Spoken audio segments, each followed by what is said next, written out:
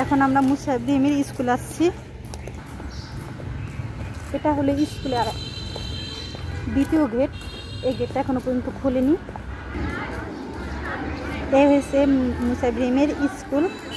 এখানে গার্ডিয়ান আছে সব, আরও আছে ওই সাইডে বসার রুম, ওইখানে আছে, ওই সাইডে সবে আছে। পরীক্ষা শুরু, কিন্তু এখনো লোক। বিড়াল কোথায় বাবু? বিড়াল মেয়াও মেয়াও দেখ।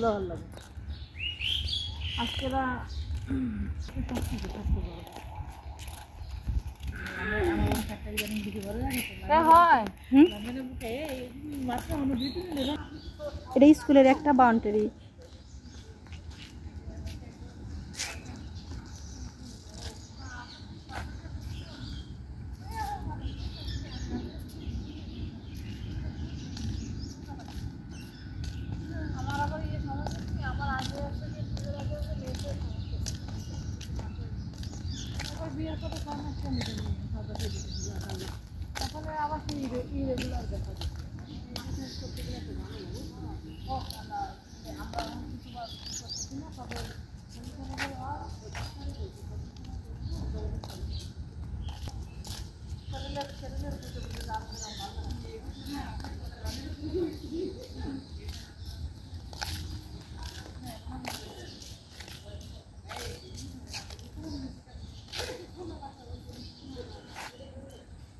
এটা হয়েছে ওদের স্কুলের একটা বাউন্ডারির ভিতরে।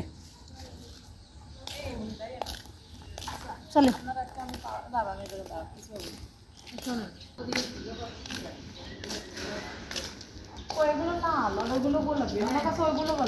এইটাই মেয়ের মানে দৃশ্যটা এই জায়গায় সবচেয়ে বেশি ভালো লাগে, ঠিক না?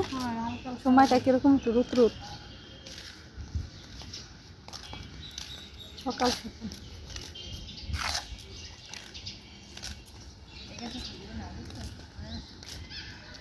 এটা কি গাছ জানো? কাঠফুল গাছ। কাঠগোলাপ। এখন তো এবার বন্ধ করছেন? আমারটা বন্ধ আছে। ভিডিও ভিডিও করতেছেন?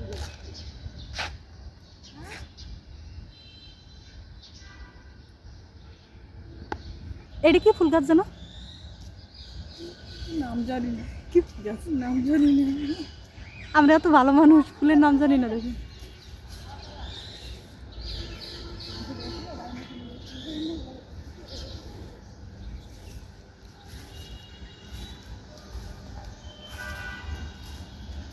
এই সাইডে হয়েছে সরকারি হসপিটাল।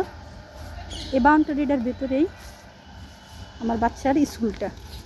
এখানে ভর্তি করে দিয়েছি। স্কুলের পরিবেশটা খুবই ভালো। এখানে নার্স ডাক্তার তাদের বাচ্চা কাচ্চারা পড়ে। এরকম বাছাই করে অনেক বাচ্চাদের নেওয়া হয় এখানে।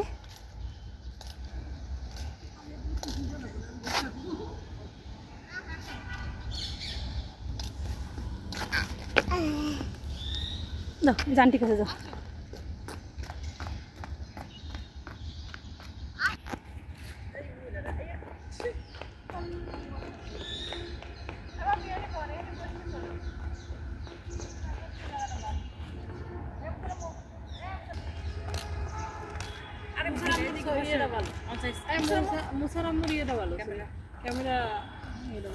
কত পরিষ্কার ইয়ে হলে কি আছে মেগাপিক্সেল। পোকা পোকা পোকা পোকা। আসো আসো আসো শোনা বাবা। এগুলো বড় হলেও দেখবি। জায়গা যা।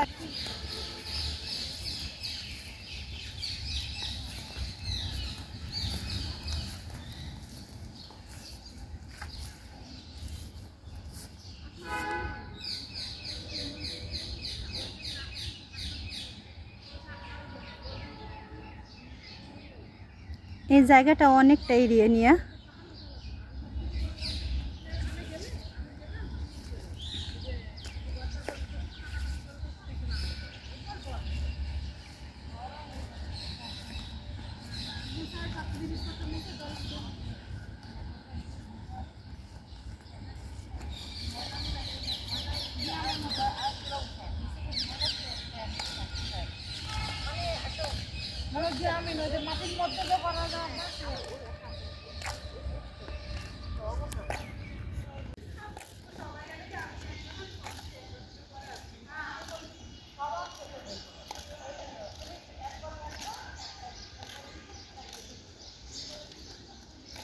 এই জায়গাটার ভিতরে সব ধরনের ফল গাছ আছে।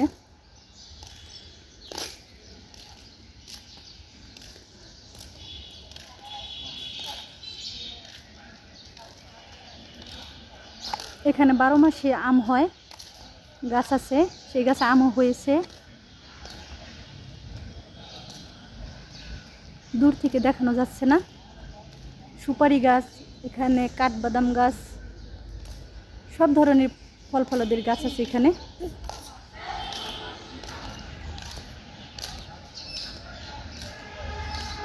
বাচ্চা পরীক্ষা দিছে, আমরা একটু এই দিকটা দিয়ে ঘুরে নিচ্ছি।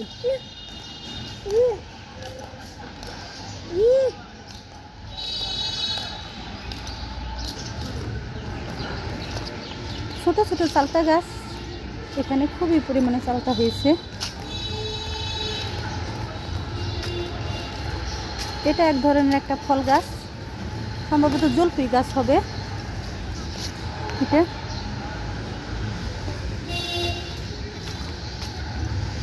অনেক বাচ্চাদের মনে হচ্ছে পরীক্ষা হয়ে গেছে, তারা এসে পড়ছে, দেখা যাচ্ছে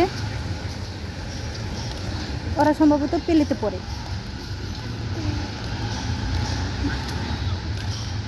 কিছু বাচ্চারা আগে বের হয়ে গেছে নার্সারিতে পরে তারা।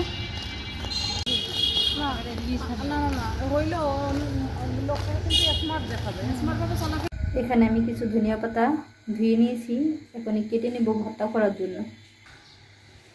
এখানে আমি ভর্তার জন্য ধনিয়া পাতাটা কেটে নিয়েছি, দিয়ে দিচ্ছি কিছু কাঁচামরিচ, এখানে দিয়ে দিচ্ছি কিছু রসুন,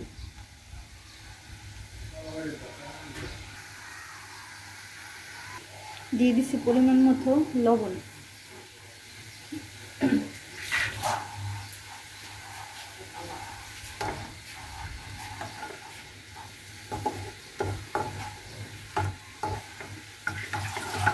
এখানে ধনিয়া পাতাটা আমি সিদ্ধ করে নিচ্ছি।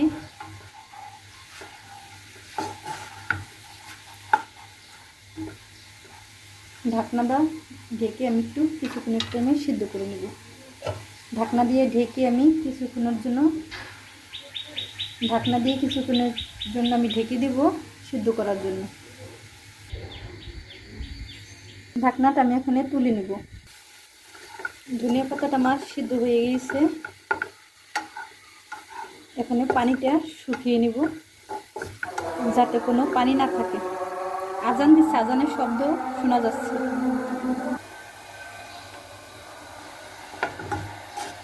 এখানে আমি সামান্য পরিমাণে একটু তেল দিয়ে দিয়েছি। ধনিয়া পাতাটা আমি এভাবেই ভেজে নিয়েছি, পানিটা পুরো শুকিয়ে গিয়েছে, এখনো কোনো পানি নেই। এখন আমি ধনিয়া পাতাটা নামিয়ে নেব। সিদ্ধটাও হয়েছে, ভর্তার জন্য এখন রেডি হয়ে গিয়েছে। এরকমভাবে আমি সিদ্ধ করে নিয়েছি, এরকমই ভাজা ভাজা করে নিয়েছি যাতে কোনো পানি না থাকে। পানি থাকলে ভর্তাটা খেতে ততটা ভালো লাগে না। এভাবে ভর্তা বানিয়ে খেলে ভর্তাটা খেতে আমার কাছে মজা লাগে।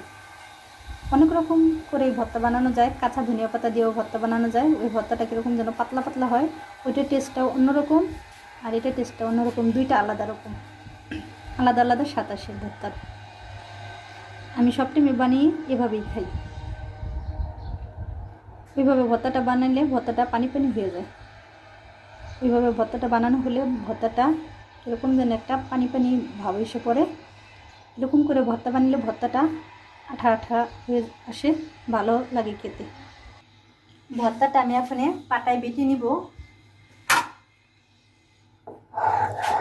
রসুন একটু বেশি পরিমাণে দিয়েছি, কারণ ধনিয়া পাতায় রসুনটা দিলে, ধনিয়া পাতা ভর্তায় রসুনটা বেশি করে একটু দিলে খেতে মজা লাগে। অতিরিক্ত বেশি না, মিডিয়াম মতো।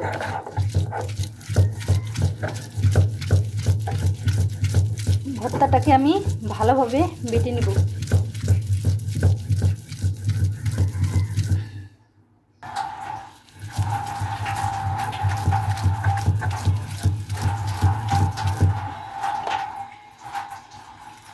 ফাইনালি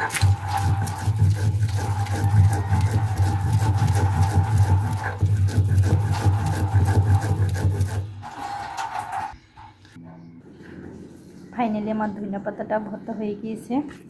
ফাইনালি আমার ধনিয়া পাতা ভর্তা রেডি, এখনই খেতে পারি। ফাইনালি আমার ধনিয়া পাতাটা ভর্তা হয়ে গিয়েছে। এরকম করে ভর্তাটা আমি বেটে নিয়েছি। এরকম করে ভর্তা বেটে নিলে খেতে খুবই মজা।